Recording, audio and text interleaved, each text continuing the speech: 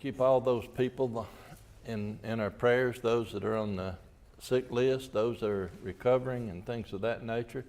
Just got an email in, Jackie Conyers, they're all staying home this morning due to stomach issues. The Halls are down visiting her mother, but Ella's MRI has been switched over to Monday, so I think it was Monday. You hadn't fallen anymore, have you? Just sore and stiff and banged up. So keep him in your prayers also. Anyone else on the sick list that we need to get? Okay, Brother Bob. Yes, ma'am. I want to tell everybody that they took the tube out of Jameson, and he's doing fine. Okay. Tube out of Jameson's ears, and he's doing fine, right? Was the ears or the G tube? The G tube. Okay. G tube, excuse me, and he's doing fine. Feeding tube. Brother Bobby, we had left off in 1 Samuel chapter 16, and I had emphasized the point that David was the son of that Ephrathite of Bethlehem, Judah. And the question was asked that David was from the tribe of Judah, and I could have given a short 15 or 20 second answer on that, but I personally think that this particular issue is very important in the grand scheme of things, so I wanted to go back and basically, y'all know I like timelines and various things. So we're going all the way back to the book of Genesis to start. In Genesis chapter 32, and verse 28, and this is when Jacob goes back. He's already met Esau, and now they're traveling, and he wrestles with God, and then the question is asked, what is your name? And he said, Jacob, but then in verse 28, he said, your name shall no longer be called Jacob, but Israel, for you have struggled with God and with men and have prevailed.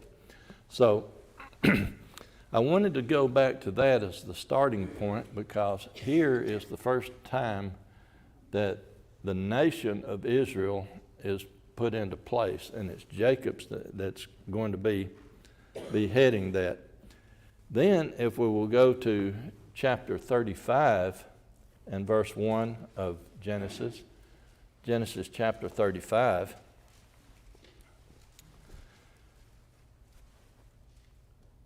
God said unto Jacob, arise, go up to Bethel, and dwell there, and make there an altar unto God that appeared unto thee when thou fleddest from the face of Esau thy brother.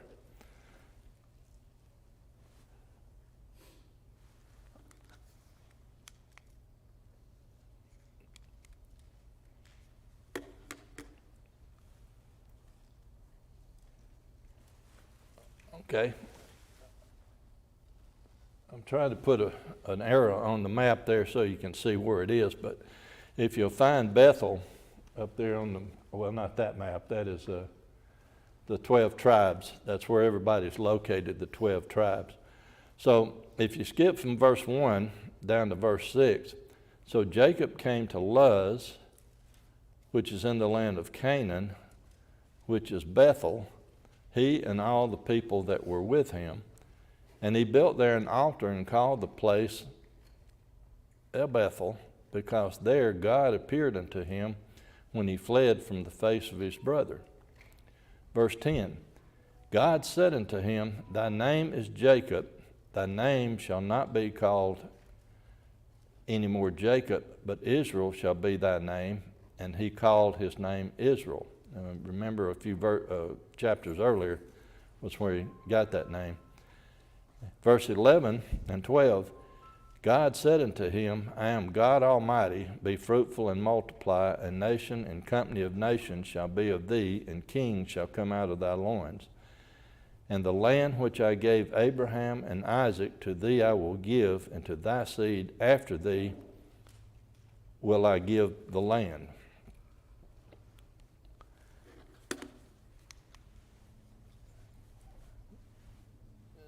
Genesis chapter 35 and verse 16. And they journeyed from Bethel, and there was but a little way to come to Ephrath. And Rachel travailed, and she had hard labor. And it came to pass, when she was in hard labor, that the midwife said unto her, Fear not, for thou hast this son also. And it came to pass, as her soul was in departing, for she died, that she called his name Benoi, but his father called him Benjamin. And Rachel died, and was buried in the way to Ephrath, which is Bethlehem. So on this map, there's Bethel, and there's Bethlehem. They're just a short distance apart. So this is the first mention of a place called Ephrathah, relating to Ephrathite, and it is Benjamin. It is the town of Bethlehem.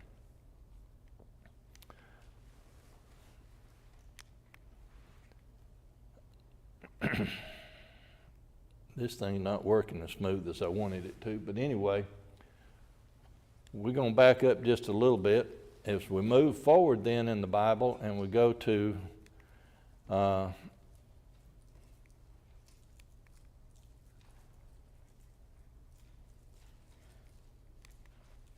get my things working here in a minute.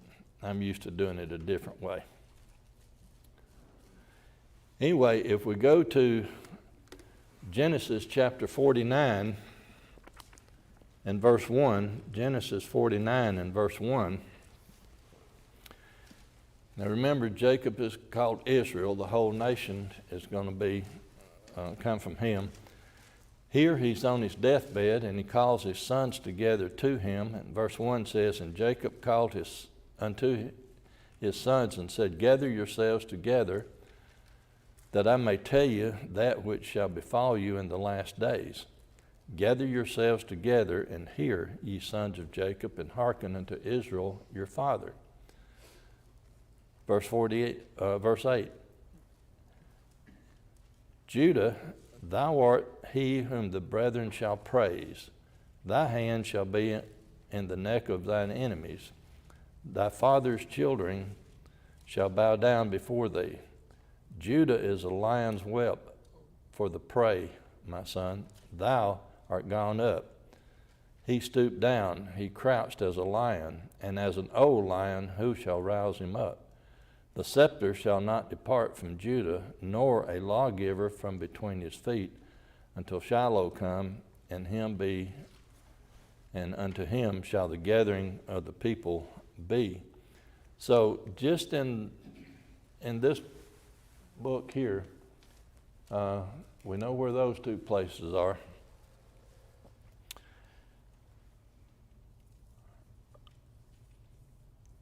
As we move forward a little bit, I'm still having difficulties. There's a delay here. Hang on just a second with me. Bear with me. So as we move forward then from Jacob being on his deathbed, giving all his sons instructions which was going to take place in the future, when we get to the book of Joshua chapter 15 and verse 1, the land that the tribe of Judah was going to get was from the border of Edom, the wilderness of Zin, southward, uttermost part of the south coast. It did not mention Ephrathah, or Bethlehem being given to Judah. However, when we get down to verse 10 of chapter 19, the land that was given to Zebulun does mention Bethlehem. It says, "And the third lot came up for the children of Zebulun according to their families, and the burden of their inheritance was unto Sered, and Kadah, Nahalel, Shimron, Adalah, and Bethlehem, 12 cities with their villages. This is the inheritance of the children of Zebulun according to their family, these cities and their villages." So Zebulun, which is a lot farther north of Judah, does have a place called Bethlehem. However, this is not the Bethlehem that is referred to when they left Bethel going to Bethlehem, because then if you will look at Ruth chapter 1 and verse 2.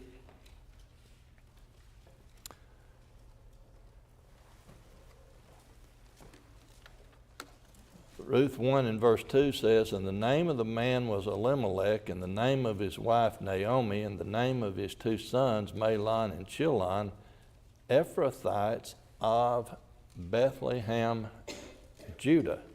And they came into the country of Moab." And then when you get to look at Micah chapter 5 and verse 2,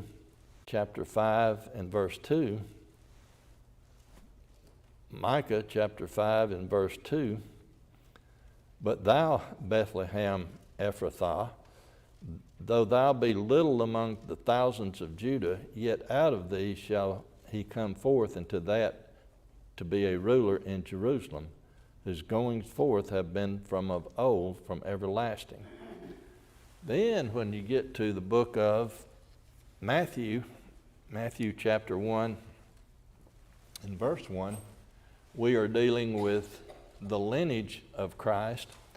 Perez, Hezron, Ram, Abinadab, Nahshon, Salmon. Then we get to that book that we had looked at, Ruth, which is Ruth, Obed, down to Jesse, was from the tribe of Judah. He was from the city of Bethlehem, or Ephraim, which made him an Ephrathite. So one is the tribe and one is location. So why do I dwell on this so much? And that is because when you put it into perspective, with there being a Bethlehem in Zebulun's territory, but then everything dealing with Bethlehem, Judah, Ephrathah, then it even leads into the prophecy where Christ is going to be born. All of this was planned by God from the very beginning, making Jacob, Israel, Judah. Ephraim was the original name of Bethlehem, so all the descendants, all that line came from there, and it's very purposeful that it's pointed out that Christ is going to be born in Bethlehem, Judah, which takes it back through where David was. Do you think it was an accident that Joseph and Mary just happened to be at this particular time going to Bethlehem, Judah, to register because of Caesar's decree? God could have made Mary pregnant at any time he wanted to, but because the prophecy was, and because that's where that particular line was, everything then leads back and shows not only the importance of Christ being through the line of David, which is through the line of Judah, but the specific location was also important. Questions, comments? Did I take the long way around to make a short point? Okay.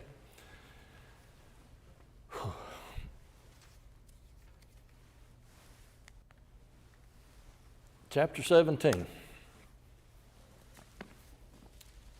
1 Samuel chapter 17.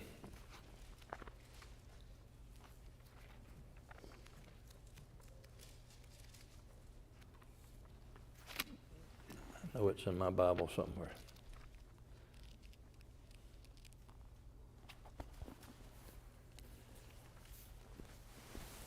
In 1 Samuel chapter 17, we're going to be dealing today with the battle of David and Goliath. And in verse 1 of chapter 17, it says, "Now the Philistines gathered their armies together to battle, and were gathered at Sokoth, which belongs to Judah. They encamped between Sokoth and Azekah and Ephes Dammim."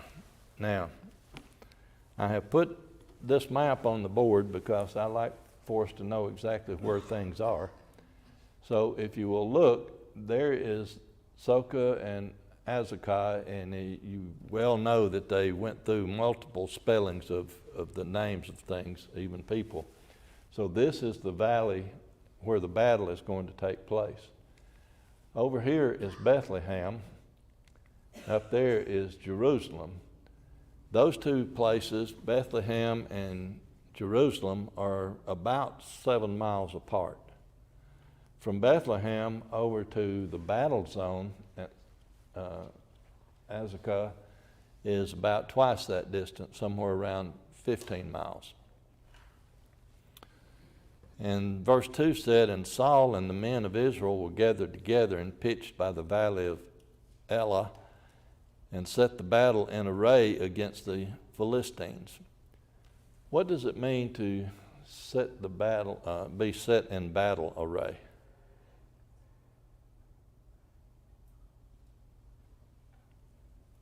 I think we get the impression that it's like both camps can see each other and they're both ready for a fight, and they kind of just stop. They're on their It's like I think of them as each on two hills, and then they come down to meet each other where everybody can see. That's correct, because back in those days, they would sleep 300 yards from each other and then get up and decide to have a fight. So in battle array just meant that they were on the ready. And we'll talk a little bit more about that as we go along. But then verse 3, the Philistines stood on a mountain on the one side and Israel on the mountain on the other side, the valley between them. So just like you say, they can see each other and be ready. Verse 4 said, "And there went out a champion out of the camp of the Philistines named Goliath of Gath." Gath is right there. The Philistines were to the west of that area along the coastline is where they hung out. So they'd come over here to do battle. Goliath was from Gath. So now we know where everybody is. And the champion Goliath was 6 cubits and a span. How tall is 6 cubits and a span?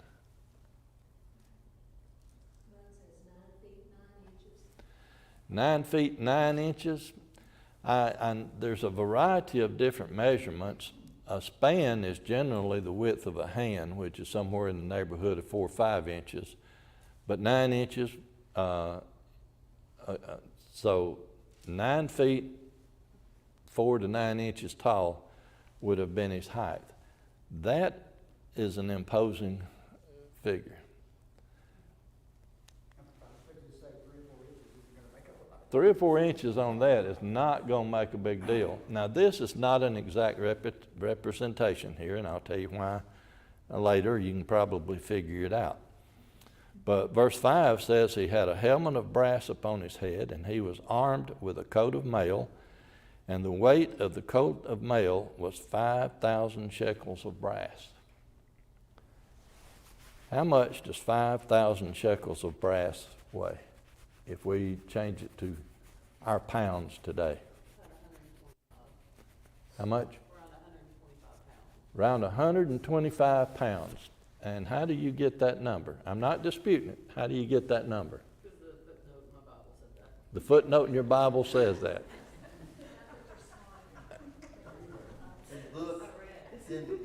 It's in the book.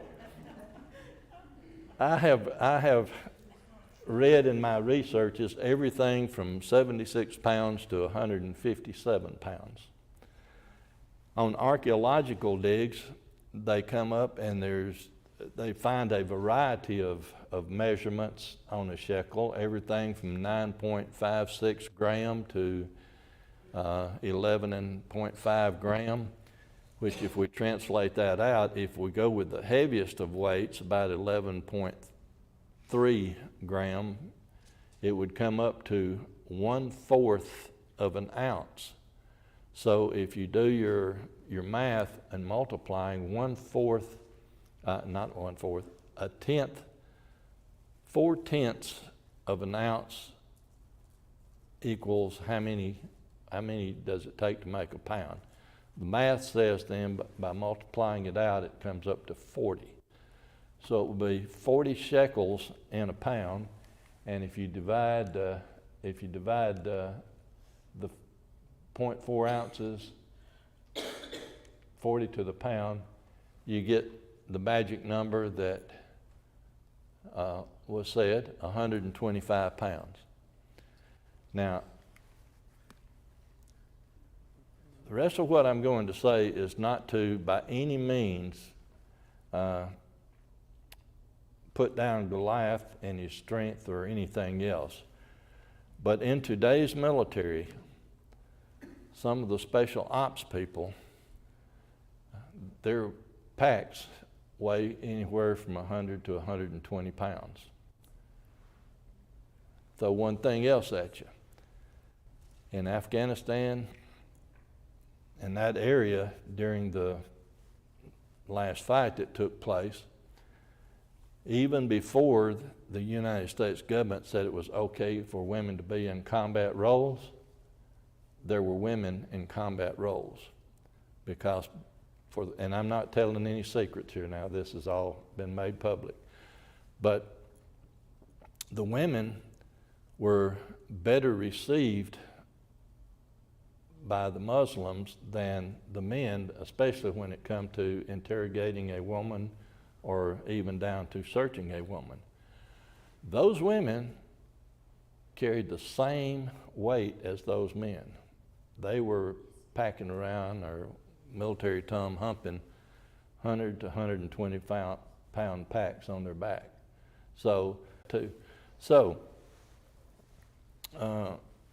A spear operates like a lance. The military then, even now, they have a variety of weapons. He would have a personal shield. We'll get into that just a little bit more later. But for him to be that big and have a spear with a 15-pound weight on it, you originally think that that's not bad. Puts in a pretty good pack. But I want you to think of this. Put a bowling ball on the end of a stick, and then you see how easy it is to move it around and thrust it and retrieve it. And so to me, him having a spear with a 15-pound head is more impressive than carrying a 125-pound chain mail on his body. Just me.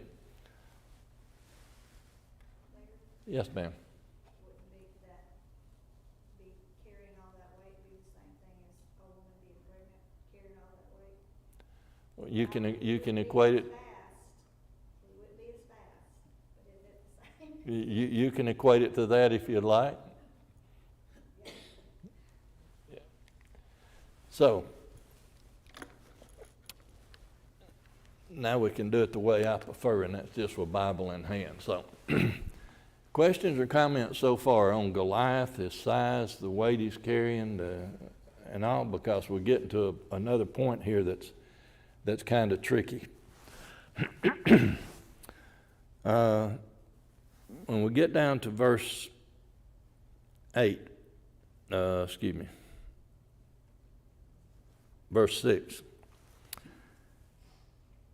He had, New King James says he had bronze armor on his legs and a bronze javelin between his shoulders. A javelin is a mid-range weapon, but that don't make sense. What does the King James Version say? The King James Version says he had a target of brass not the javelin. What is a target of brass? Remember I said he had a personal shield? The military back in those days, their armor bearers or the people that carried their shields, and this is getting into the various formations they fight in, if they were in group formation to fight, the shield bearers would be up front and they would be the big shields, the ones that they could hide behind to take incoming arrows and things like that. When it was close order fighting, hand-to-hand combat style or individual, they also had a circular shield that could be up to 3 feet in diameter, usually a little bit smaller, but they would carry that and wield that to protect themselves in close order combat. When those weren't in operation, they had them slung on their back. If you look at images of most of the shields during that time frame, even up into the medieval period of time, they were generally circular patterns or something that made it look like a bullseye or different things. So the target of brass on the back, to me, or here to me at least, would be, he is not, when he comes out to meet David for the fight, is he ready to fight David? No. He's got his shield on his back because he sees a little runt over there that is no threat to him. And David hadn't even got a sword, hadn't got a battle axe, hadn't got anything except that sling. And a sling was considered a long distance weapon as same way as bows and arrows. But there little David is over there, so with him having the shield on his back, and later we'll find out that he even had the sword in his sheath, which means that representation was not right, because it didn't show him with a sword, just showed him with a spear. But he is not ready to come out and fight David. Like I say, for him to have a javelin, would he have had one available? Yeah, but that would have been, who carried the extra weaponry? Armor bearer, the shield bearer. So anything that he did not immediately need was on that shield bearer. The whole point though is to show his disdain. I'm sorry? His whole point was to show his disdain. He didn't want or feel like he needed to be equipped for battle. Right. Because he'd been out bragging for how many days? 40 days he'd been bragging. Come out and fight me. So verse 8 says, Then he stood and cried out to the army of Israel, Why have you come out to line up for battle? Am I not a Philistine, and you the servants of Saul? Choose a man for yourself and let him come down. So he's antagonizing them. And size is an intimidating factor when it comes to one-on-one battle that way. So then we get down to, we're going to skip a ways and get down to David, where he's brought back all that stuff and everything. And let's just go down to verse 26 and pick up with 26. David spoke to the men who stood by him, saying, What shall be done for the man who kills this Philistine and takes away the reproach from Israel? For he is this uncircumcised Philistine, that he should defy the armies of the living God. So David is putting it in proper perspective here. And Eliab, the oldest of Jesse's sons, fussed at him a little bit. We're going to skip on down a little bit more. He encounters Saul. Saul doesn't want to send him out to battle because he is a youth. At this time, he's probably 16, 17 years old, give or take a year. He is not what we would call an adult at this point, but he convinces Saul that he can do battle and that he's ready. Saul then puts his armor on him, and him not being trained in the military end of it, it was too unwieldy. He couldn't move around. He couldn't go to battle in that, so he took it all off. And then he goes out to skip down to verse 40. Then he took his staff in his hand, and he chose for himself 5 smooth stones from the brook, and put them in the shepherd's bag, in a pouch which he had. And his sling was in his hand, and he drew near to the Philistines. So the Philistine came and began drawing near to David, and the man who bore the shield went before him. It was very unusual for a military person not to have somebody with them at all times to carry their extra stuff, and in this case, he would be out front with the big shield to protect Goliath at this point. And then when the Philistine looked and saw David, he disdained him, for he was only a youth, ruddy and good-looking. So the Philistine said to David, "Am I a dog that you come to me with sticks?" And the Philistine cursed David by his gods. Here's this big, strong warrior, equipped with all kind of weaponry and armor. And he sees this little run of a person over there with a staff in his hand. Apparently he didn't pay attention to his pouch and the sling, but just saw a stick, a staff, and he starts chiding him. And the Philistine said to David, "Come to me, and I will give your flesh to the birds of the air and the beasts of the field." Then David said to the Philistine, "You come to me with a sword, with a spear, with a javelin, but I come to you in the name of the Lord of hosts, the God of the armies of Israel, whom you have defied. This day the Lord will deliver you into my hand, and I will strike you and take your head from you."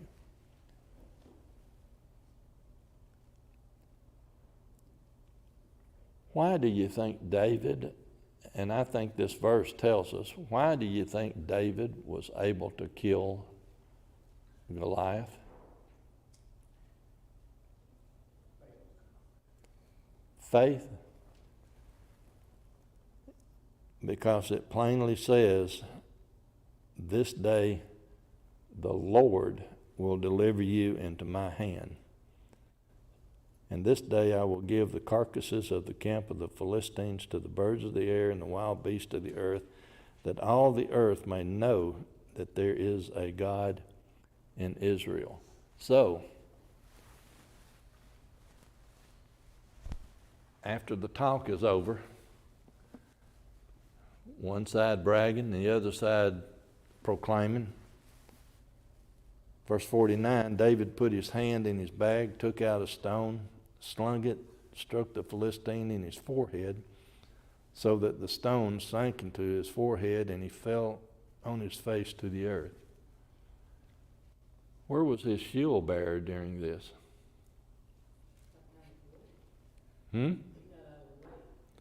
No, he didn't get out of the way, but if he is at his appropriate spot, he is about 3 to 4 feet in front of David.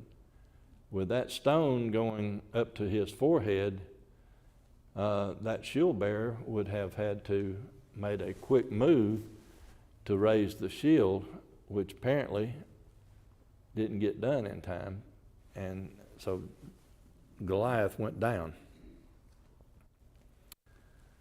David had no offensive weapons that way, just a sling, stones, stick. So then he went to Goliath and took the sword out of the sheath, killed him, and cut his head off. And then when the Philistines saw that their champion was dead, they fled. Can you just imagine that you've got this great big fella that's on your team. You always put him out front because he can take care of everything.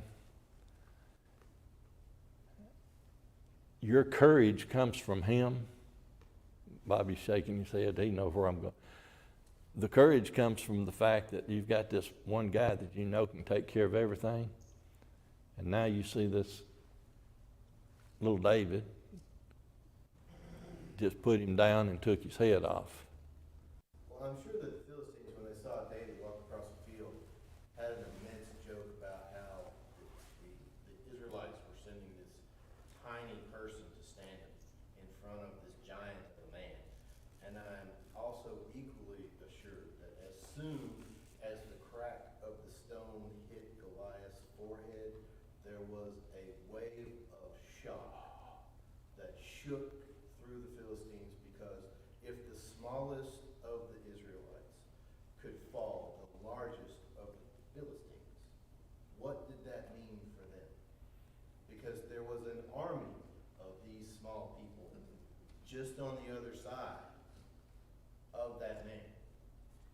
And if he, with no armor, no offensive weapons of any sort whatsoever that they could see, No military training. a young boy, Not even an adult yet. the champion of the Philistine army, that sort of sends a demoralizing effect through the populace. Yeah. Physically, in the physical world, a professional soldier would have prevailed over a shepherd. Just like the Philistines got their courage from Goliath, and when he fell, it was gone. The Israelites had no courage until David defeated him, and then they got their courage through David. Because they pursued the Philistines. How many battles, you bringing things up to modern day time, how many battles have been won by people that have had overwhelming odds against them just because they were fighting for their belief and had the courage to fight? I'll take you back to one during World War II. There is absolutely zero way that the Japanese should have been defeated at the Battle of Midway. None. What caused them to win? They had the courage to continue, and they knew what they were fighting for. The same can be said for the Battle of the Bulge in Europe. Oh, there's Great in modern times. thousands of them, The thousands. Ukrainians are fighting in the backyard, so they got a whole lot more to lose than the Russians. Yeah. There are a number of contrasts going through this, but Goliath's taunt all the time was, you send out a man to fight against me. But it's always David is a youth. Mhm. So there's a lot of distinctions that are drawn between the two of them as far as that goes. Absolutely. And it all depended on that youth having God on his side. Yes, sir. Talked a lot about the Philistines having their courage or faith in Goliath, and then the Israelites having their faith in David. They all got it backwards. Wasn't David, never was David. It was God. Yeah. And David gave that credit to God. Yeah. Of course. Yeah. But the Israelites get that backwards often. And we need to be careful not to fall into the same trap. We are capable of standing against whatever the world throws against us. We've been told that. And we need to. But we need to be careful not to think that we're doing it on our own. You're absolutely correct. Got about a minute or two, but the rest of the story then is he takes the head, shows it to Saul, and then takes it back to Jerusalem, and had put the armor that Saul had given him in his tent. Didn't want anything to do with that armor. So to me, that's the story of David and Goliath, and it all come down to that one verse that we kind of harped on, that David gave credit to God. God will give you into my hand this day. And as Jeremy just said, that's something that we should remember every day and not forget. Questions, comments? Next week we will not have we'll have service, but we won't have a class. Brother John Rice is going to have all 3 services that day. So you get a week off from me at least. David said that they was going to teach somewhere along the line, but they hadn't told me when yet. So as soon as we work that out, we'll let you know. So thank y'all so much for your comments and your questions.